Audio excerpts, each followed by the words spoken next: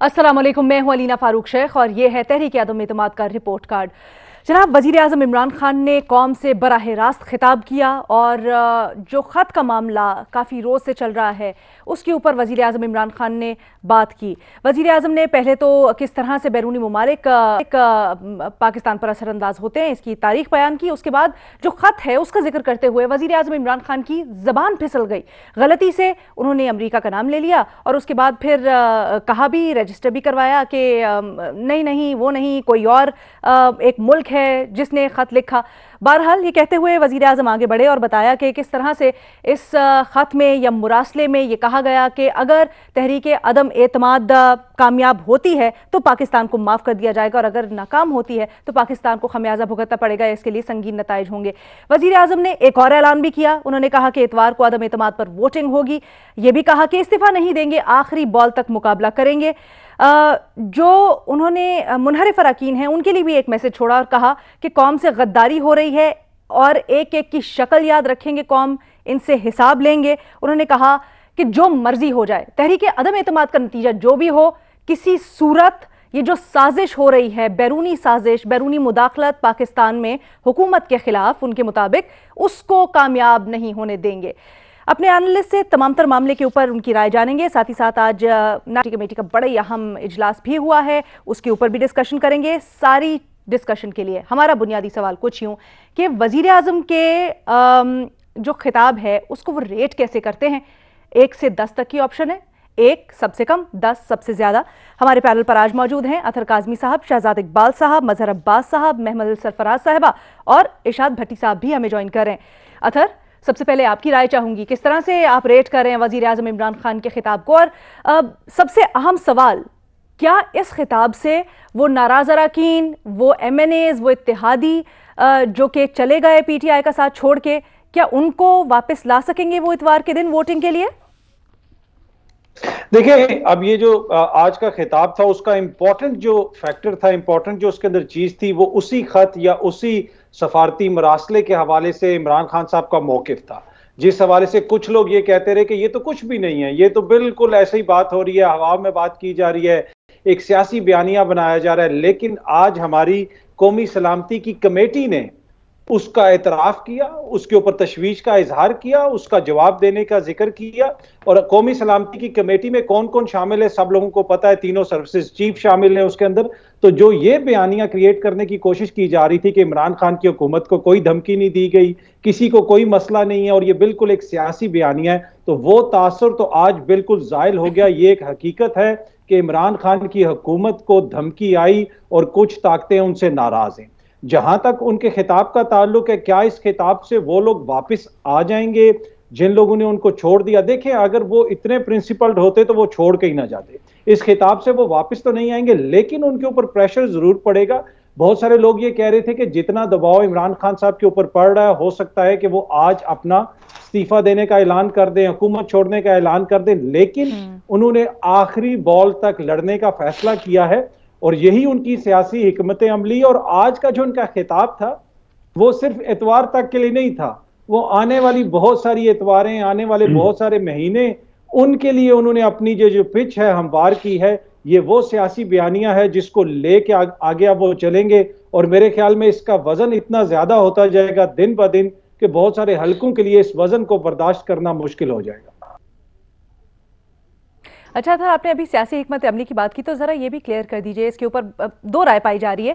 ये जो वजीर आजम ने नाम लिया है मुल्क का, ये स्लिप ऑफ टंग था, जबान फिसल गई, या ये भी कोई सियासी हिकमत अमली है? मेरे ख्याल में स्लिप ऑफ टंग है। वो तो बांग्लादेश का भी ले सकते थे, नाइजीरिया का, वो स्लिप ऑफ टंग है। अगर वो होता तो वो नाम लेना होता तो वो ले देते। तो मैं अभी तो हमें नहीं पता, ये तो हो सकता है किसी नाइजीरिया के किसी सफीर ने कहा हो, अभी तो हमें ये नहीं पता। तो मुझे तो यही लगता है कि जेन्युइन स्लिप ऑफ टंग होगी। नहीं तो वजीर आजम ने कह दिया, अब कैसे नहीं पता? महमल नहीं, उन्होंने वो कह रहे हैं ना, बाद में आगे उन्होंने कहा कि जी वो कोई मुल्क नहीं है, उन्होंने तो हो सकता है स्लिप ऑफ टंग हो, वो मुझे नहीं पता। ये तो वजीर आजम को ही पता होगा कि क्या वो वही मुल्क था जिसका उन्होंने गलती से नाम ले लिया या वो स्लिप ऑफ टंग था। ये आप बताए ना शहजाद, और आप थे ना कल। महमल, गलती से मिस्टेक हो गई।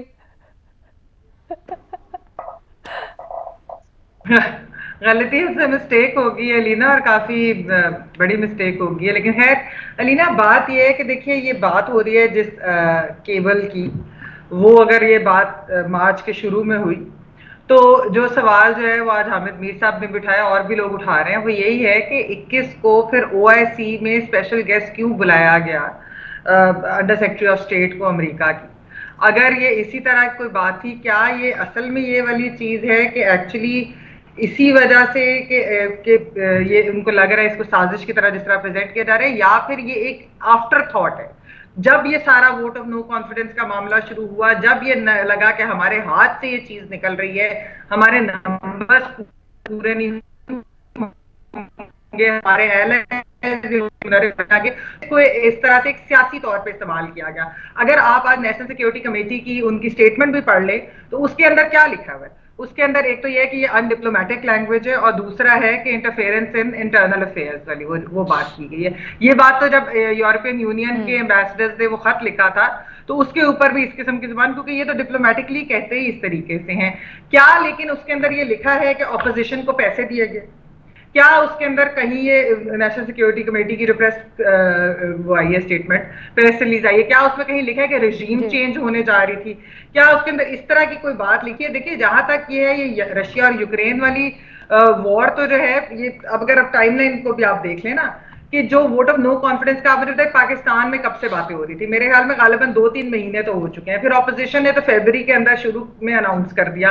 सारी जो मुलाकातें फरवरी के अंदर हुई है एलाइस के साथ, इधर जरदारी साहब बिलावल साहब उठ के चले गए शहबाज साहब के पास, उधर से फिर वो चौधरी के साथ इधर मुलाकात उधर मुलाकात, फरवरी से सबको पता था। बल्कि यहां तक कहा जाता है कि जो एक्चुअली ऑपोजिशन थी, जिस टाइम इनका रशिया का ट्रिप था, तो वो तो उस वक्त लाना चाह रहे थे, लेकिन उन्होंने कहा ऐसे गैर मुल्की दौरे के ऊपर जो है हम ये चीज ना करें।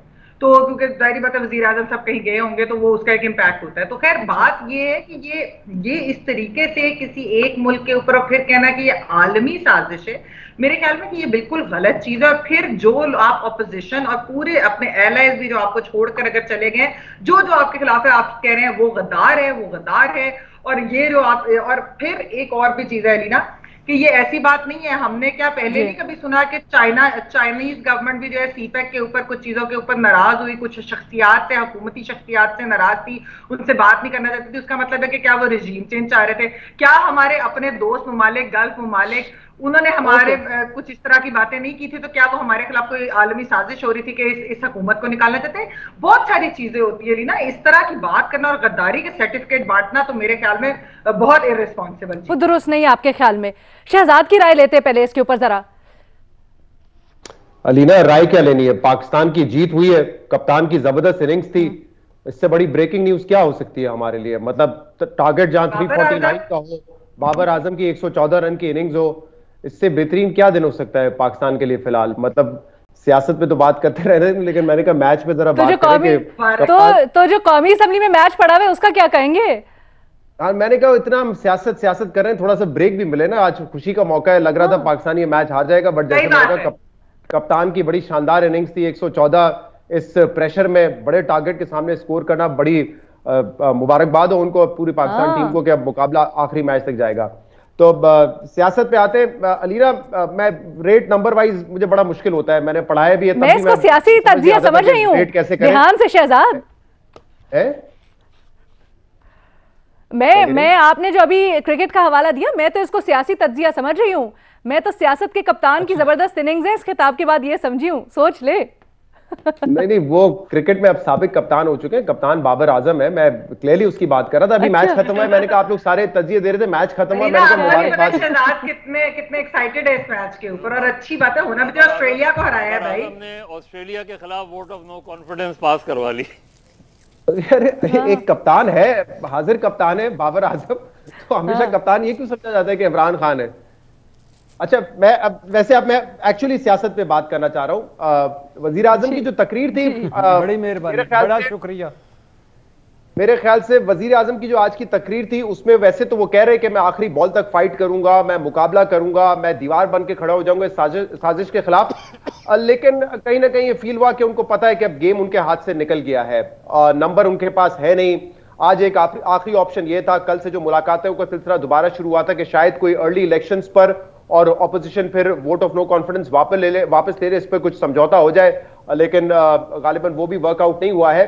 तो मुझे लगता है कि वजीर आजम की आज की तकरीर से ऐसा लगा कि ऑप्शन उनके पास कम रह गए, इसलिए उन्होंने अपने सपोर्ट बेस के दिल जीतने की कोशिश की है और उन्होंने आज एक इखलाकी कार्ड दोबारा खेलने की कोशिश की है कि जो लोग वोट देने जाएंगे उनके चेहरे याद रखे जाएंगे, वो जो है इस साजिश का हिस्सा बनने जा रहे हैं, वो गद्दारी करने जा रहे हैं। मैं भी महमिल से बिल्कुल 100% इत्तेफाक करता हूं कि सियासत को हक और बातिल की जंग ना बनाए। ठीक है, किसी की पॉलिसी गलत हो सकती है, किसी की पॉलिसी से पाकिस्तान को नुकसान हो सकता है, ये बिल्कुल ठीक है, हर पाकिस्तान को फायदा तो नहीं होगा, लेकिन ये गद्दारी के सर्टिफिकेट हम ना बांटे।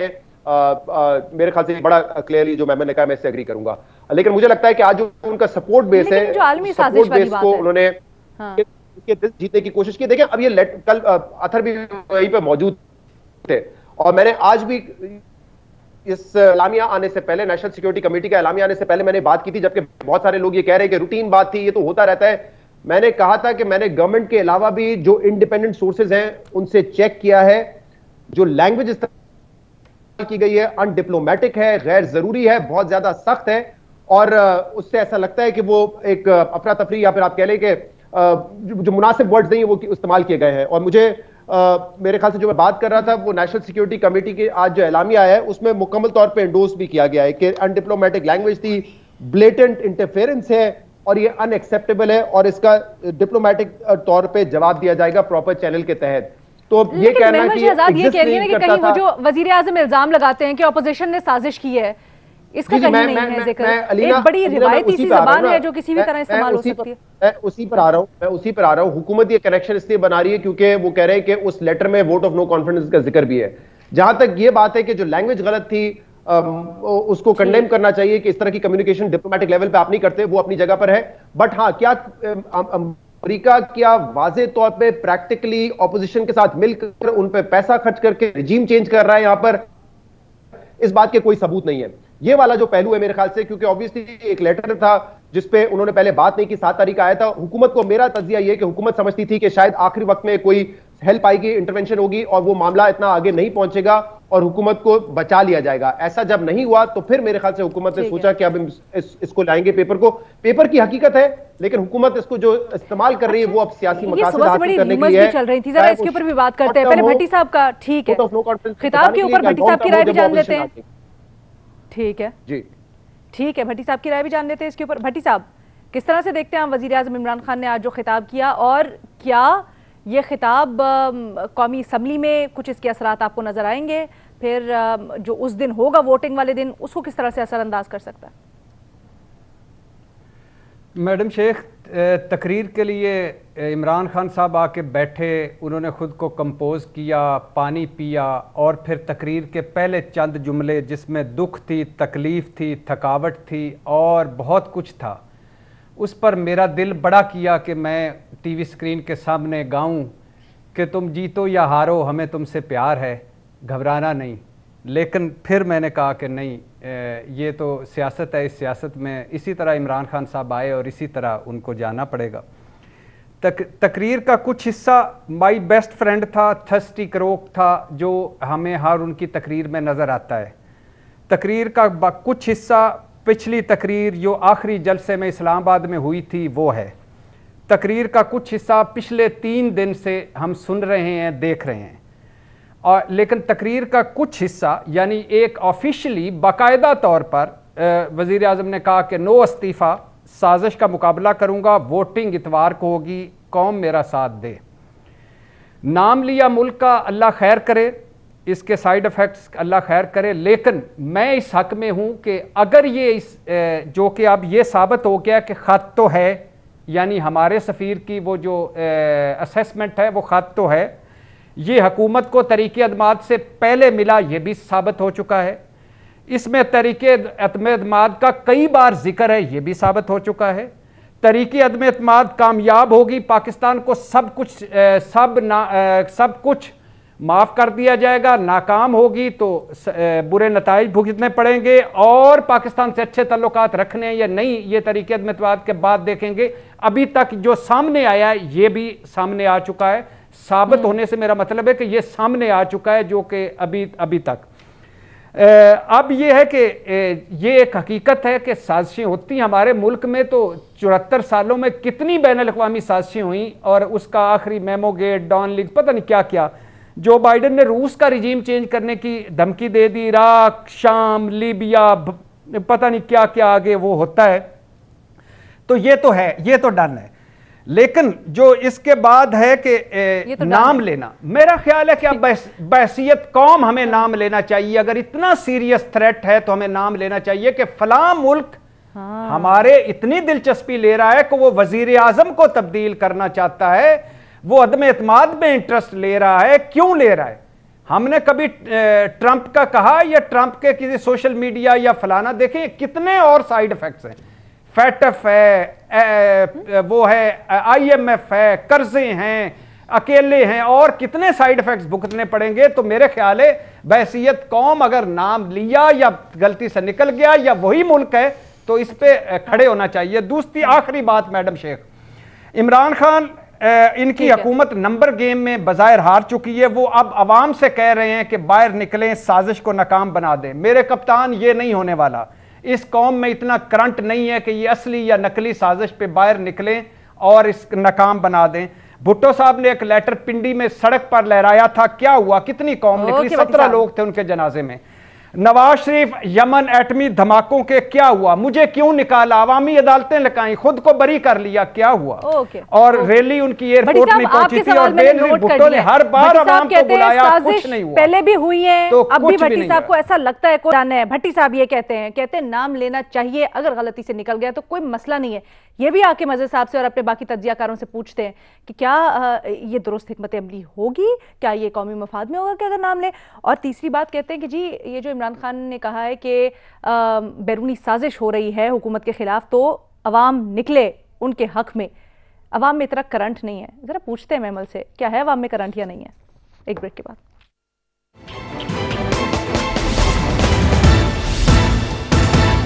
ब्रेक के बाद खुशामदीद। हमारे तज्जियाकार वज़ीर आज़म इमरान खान के कौम से बराह रास्त खिताब को एनालाइज कर रहे हैं। मज़हर अब्बास साहब, ब्रेक पे जाने से पहले भट्टी साहब कह रहे थे कि नाम लेना चाहिए, चाहे वो गलती से हुआ हो या फिर दानिस्ता तौर पर कोई सियासी हिकमत अमली के जरिए नाम वज़ीर आज़म की ज़बान से फिसल गया या लिया उन्होंने, लेकिन लेना चाहिए ऐसे लोगों का नाम, ऐसे मुल्कों का नाम जिन्होंने मुदाखलत की। आप समझते हैं भट्टी साहब की बात ठीक है? देखिए अलीना, बड़ा अच्छा होता कि आज वजीर आज़म पार्लियामेंट से खिताब करते हैं। पार्लियामेंट में उनके बकौल वो किरदार भी मौजूद थे जिनकी तरफ वो इशारा कर रहे थे, जिनकी तरफ वो ये कह रहे थे कि हाँ ये साजिश हुई, और ये साजिश अदम एतमाद की तहरीक के हवाले से। वहाँ कुछ इत्तेहादी भी मौजूद थे, वहाँ बहुत से पार्लियामेंटेरियंस ऐसे मौजूद थे जो हो सकता था कि वजीर आज़म की तकरीर से मुतासर होते। जहाँ जहाँ जिस जगह जो फोरम है, और मैं ये इसलिए बात कह रहा हूँ कि जब 77 की तहरीक चल रही थी तो अप्रैल 77 में पार्लियामेंट में जाके भुट्टो साहब ने खिताब किया था और कहा था कि एक सफ़ेद हाथी मेरी हुकूमत को डिस्टेबलाइज कर रहा है, उसको ख़त्म करने के दर पे है। तो बिल्कुल आप अगर नाम लेना चाहते आप नाम लेते, इशारतन कह देते किसी भी तरीके से और बताते कि आपकी गवर्नमेंट को डिस्टेबलाइज। लेकिन थोड़ी सी तसीब अथर की भी कर दूं, ये जो आज नेशनल सिक्योरिटी कमेटी में के इजलास में इंकशाफ हुआ, ये इंकशाफ आज नहीं हुआ। जो लोग नॉन सिविलियंस थे उनको 7 मार्च को ये पता था मेमो का, और वजीर आज़म को शायद बाद में पता होता है। बहुत से हमारे क्योंकि सिक्योरिटी के इदारे होते हैं, उनको पता होता है पहले से कि ये जो चीज़ें हुई हैं, और उसके बाद वो केबल्स जो हैं वो आगे जाते हैं। तो वो तो पता था उनको। मैंने सर असल चीज ये है कि आपके नहीं कहा आज इंकशाफ हुआ है, मैंने ये बिल्कुल नहीं कहा कि आज इंकशाफ हुआ है। मैंने सिर्फ ये कहा है कि वो लोग जो ये कहते थे कि ये झूठ है, कि आप वो अब भी इसको कहेंगे कि ये झूठ है, मैंने ये कहा है। मैंने ये नहीं कहा कि आज इंकशाफ हुआ। मेरे भाई मैं तो वो कह रहा हूं कि उनको पहले से पता होता है। दूसरी बात ये कि जो लोग, कोई ये नहीं कह रहा था कि ऐसा लेटर नहीं है, कोई ये नहीं कह रहा था कि ऐसा डॉक्यूमेंट नहीं है। सिर्फ बात यह है कि ये मेमो जो होते हैं, ये मैंने अगेन आपको मैं वो किताब भी रेफर कर दूंगा जिस किताब का नाम सीक्रेट डॉक्यूमेंट्स है, और वो तेहरान में अमेरिकी एम्बेसी से जो पाकिस्तानी पेपर्स हैं वो पढ़िएगा। लेकिन मैं कह रहा हूं कि आपने फैसला करना है ना, आपने फैसला करना है कि हमारे ताल्लुकात, और ये हम 12 फैसले करते रहे हैं। अमेरिका और पाकिस्तान के ताल्लुकात आज से नहीं 60 की दिहाई से ऐसे ही रहे हैं। हॉट एंड कोल्ड रिलेशनशिप हमारी अमेरिका के साथ हमेशा रही है। हम इमदाद भी लेते रहे हैं और हम गुस्सा भी करते रहे हैं। हम उनके खिलाफ आज फैसला कर लेना। ये 2 जंगों की इमरान खान साहब ने बात की, 9/11 की बात की इमरान खान ने। मुझे बताएं, हाँ, इमरान खान साहब ये बताएं यही पॉइंट आज जब वज़ीर आज़म इमरान खान ने खुल के नाम लिया, इसके कोई रेप्रिकॉशंस हो सकते हैं? देखिए, सिफारती ताल्लुकात तो आपके टेंस होंगे, इसमें तो कोई शक नहीं है, और टेंस होने दें, कोई ऐसा मसला नहीं है। लेकिन आपको पहले अपने ग्राउंड में, जब कोई लड़ाई लड़ने जाता हूं तो मैं तो ये तो देखता हूं ना, एक मिनट भट्टी साहब, 1 मिनट मैं कंप्लीट कर लूं। 9/11 की इमरान खान ने बात की कि उस वक्त मुशर्रफ साहब, उन्होंने कहा कि उस वक्त मैं उस मीटिंग में मौजूद था, तमाम अपोजिशन जमातें मौजूद थी। खान साहब ये बताएं कि उस मीटिंग में उन्होंने क्या कहा था। उन्होंने ये नहीं कहा कि उस मीटिंग, और उसके 1 साल तक, उसके बाद भी 1 साल तक इमरान खान साहब मुशर्रफ साहब के हलीफ रहे। वो अक्टूबर में जब इलेक्शन हुए हैं उस वक्त भी इमरान खान साहब उस मीटिंग में भी मुशर्रफ की मीटिंग में गए थे, जिसमें 2002 के इलेक्शन में ये बात हो रही थी कि किसको किस पे हाथ रखा जाए, और जब चौधरी पर हाथ रखा गया तो इमरान खान नाराज हुए। इमरान खान, मैडम जी, ठीक है जी भट्टी साहब, जल्दी से। मैडम शेख, कि नाम लेने में क्या हर्ज है? मिसाल के तौर पे नहीं लेना चाहिए, बहुत अच्छी बात है, लेकिन नाम लेने में क्या हर्ज है? आपको जो बाइडेन ने फोन किया? नहीं किया ना। IMF में आप लेटाया हुआ है ना, उन्होंने लेटाया हुआ है। फैटफ में 27 में से 26 नुकात पूरे करके आप चुपचाप फिर भी फैटफ में हैं। इस मेमो में क्या है? इमरान खान रह जाएंगे, वो जो भी है, जो भी जिस मुल्क का भी जो वो कह रहा है कि इमरान खान रह जाएंगे तो ताल्लुकात अच्छे नहीं होंगे, नताइज अच्छे नहीं होंगे, और चले जाएंगे तो फॉरगिवन होगा। और फिर क्या रह जाता है बाकी? हम किस पे, वजीर आजम किस पे खड़े? क्यों रखें पर्दे? एक ऑफिशियल एक्ट है 1923, ठीक है, क्यों रखे पर्दे? नाम लेने में क्या कबाहत है? लेकिन पर्दे क्या रखें जब वो हमारी अदम-ए-इत्माद में घुसे हुए हैं? भट्टी साहब, मजहर भाई सिर्फ 2 जुमले, मजहर भाई सॉरी, नहीं सिर्फ 2 जुमले। हमारे अदम-ए-इत्माद में घुसे हुए हैं, वजीर आजम की डिसलाइकिंग है उनके यहाँ, और ये सारा कुछ हो रहा है। फिर सफीर का पता चल गया, कई मर्तबा नाम आ गए, सारा कुछ हो गया, खुल गई बात, उधर से तरदीदें भी आ गई। भट्टी साहब, ये अदम एतमाद वाली बात तो मैं जरा महमल से पूछती हूँ, क्या रह जाएगा? क्या मसला है नाम लेने में? क्या मसला है? मेरी बात सुन लें, 1 मिनट अलीना 1 मिनट।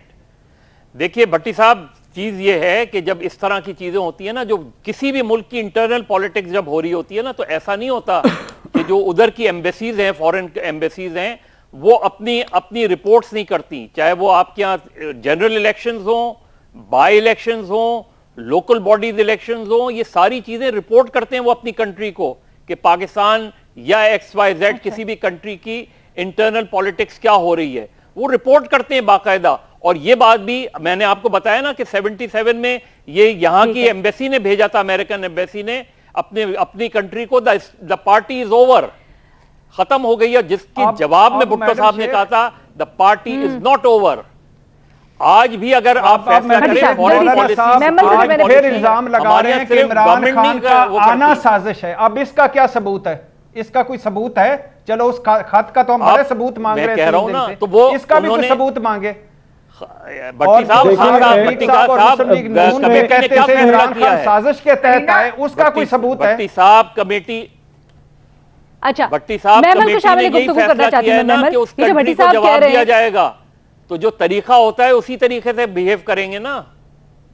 अच्छा, इसमें अलीना मैं सिर्फ एक जुमला ऐड कर दूं, मैं एक जुमला सिर्फ ऐड कर दूं कि मजहर साहब कह रहे थे कि इस तरह की असेसमेंट भेजी जाती है, बिल्कुल भेजी जाती है। ये असेसमेंट नहीं है, ये डायरेक्ट कम्युनिकेशन है। कहा गया है कि ये जो तुम्हारा वजीर आजम है इसकी जिम्मेदारी है, इसने ये किया है, इसका फैसला ये है कि इसने रूस जाने का फैसला किया, वो रियासत का फैसला नहीं था।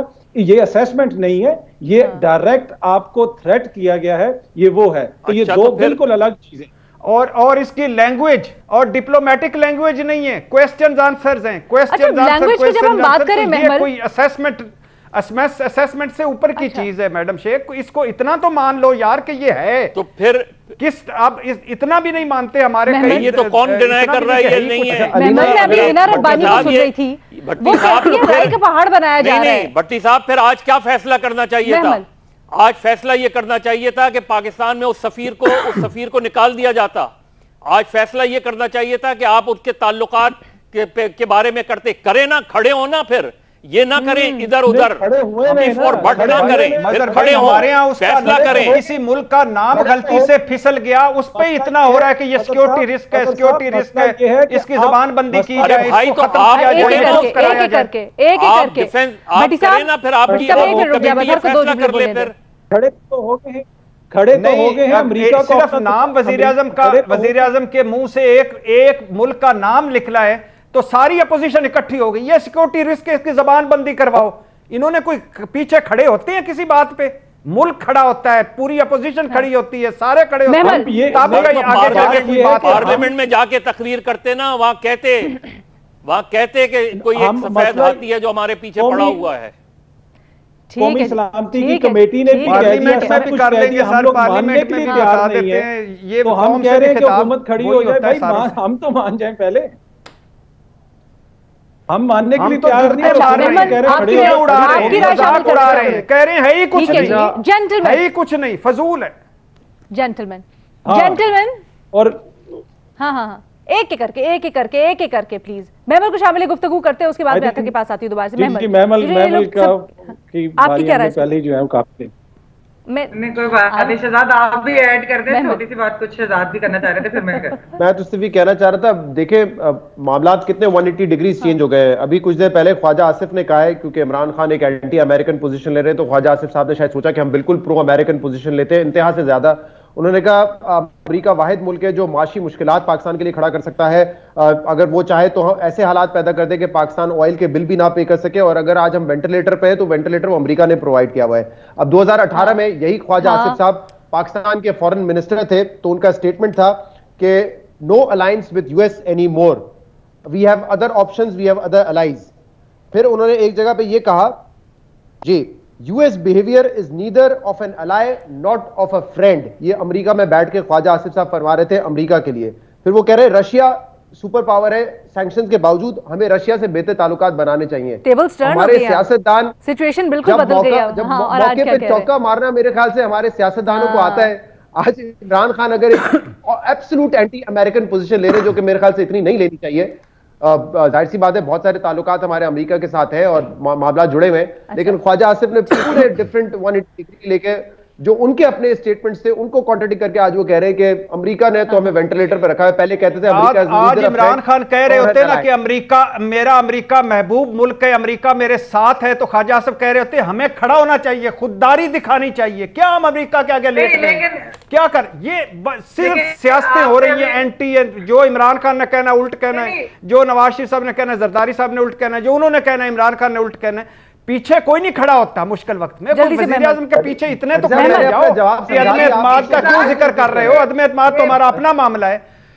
मौलाना साहब कह रहे हैं तुम छोटे से हो, बड़ी बढ़ने की कोशिश कर रहे हो। अच्छा, मुझे ब्रेक लेनी है, प्लीज एक इजाजत दीजिए, ब्रेक लेनी है छोटी सी, उसके बाद वापस आते हैं, इसी डिस्कशन को कंटिन्यू करेंगे। और महमल ने कुछ कहना है जी, ब्रेक के बाद।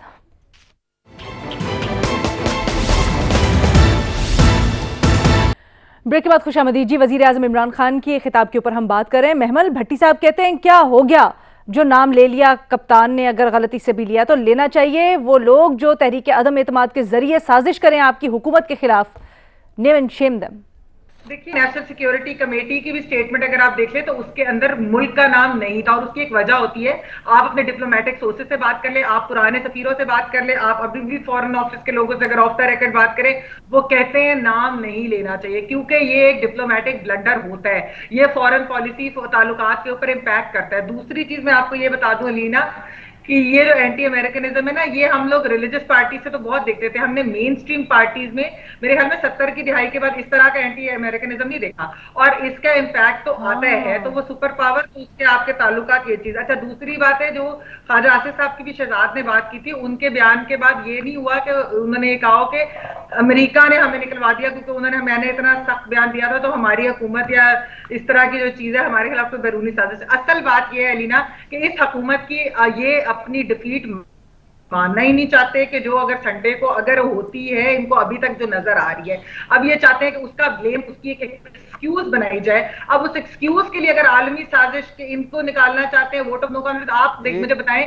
कि हम लोग सवाल है सबसे कि भट्टी साहब ने तो गाना गा दिया ना, स्पीकर भट्टी साहब ने मैच के बाद हारने वाला गाना भी गा दिया। पार्लिमानी मीटिंग हुई है, उसमें अपोजिशन ने क्यों बाइकआउट किया है, उसको क्यों बाइकआउट किया? भट्टी साहब तो भट्टी साहब, मैंने कहा आपके फेवरेट उस्मान बुज़दार साहब का नाम ले लूं कि आप मुझे बताएं कि उस्मान बुज़दार साहब को बनाना, क्या यहाँ पर इस शो के अंदर बनाना, ये कभी किसी ने नहीं कहा, इंक्लूडिंग भट्टी साहब के कितना बड़ा ब्लंडर था, सूबे के सबसे बड़े, आपने सबसे बड़े सूबे के अंदर उनको बना दिया, क्या ये किसी ने नहीं कहा?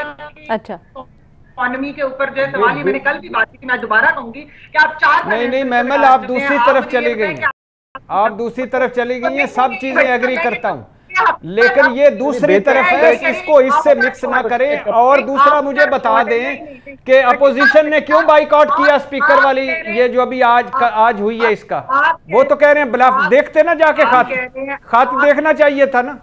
आप कह रहे हैं बात वैसे, हाँ आप भट्टी साहब ये कह रहे हैं कि अपोजिशन क्यों भाग गई, मेरी अपोजिशन कप्तान के जाने से पहले ही अपोजिशन भाग गई, सियासत कर गई, आप क्यों? और आप खुद कहते हैं कि किसी को गद्दारी के सर्टिफिकेट नहीं देने चाहिए। आप मुझे बताएं भट्टी साहब कि ये गद्दारी के नहीं देने चाहिए, लेकिन आज मैं ये गद्दारी छोड़ दीजिए, वो आज तो फवाद चौधरी साहब ने भी कहा कि सारी अपोजिशन इसमें इन्वॉल्व नहीं है, थोड़े से हैं, लेकिन चलो वो भी नहीं है, अपोजिशन को आज जाना चाहिए था ना स्पीकर, वो पार्लिमानी स्पीकर की मीटिंग। देखें भट्टी साहब, मैं आपकी भट्टी साहब की बात से एग्री करता हूं, भट्टी साहब की बात से एग्री करता हूं, ऑपोजिशन को बिल्कुल जाना चाहिए था। और मैं ये भी जानना चाहता हूं कि national defence committee, security committee में लीडर ऑफ द ऑपोजिशन को क्यों नहीं बुलाया जाता, जबकि बुलाया जाना चाहिए था, और है उसके मेंबर हैं लीडर ऑफ द ऑपोजिशन, लेकिन वजीर आजम उनके साथ नहीं बैठना चाहते, तो वजीर आजम उसमें भी नहीं बैठना चाहते उनके साथ। जो पार्लियामेंट कमेटी उसके होते हैं लीडर ऑफ द ऑपोजिशन,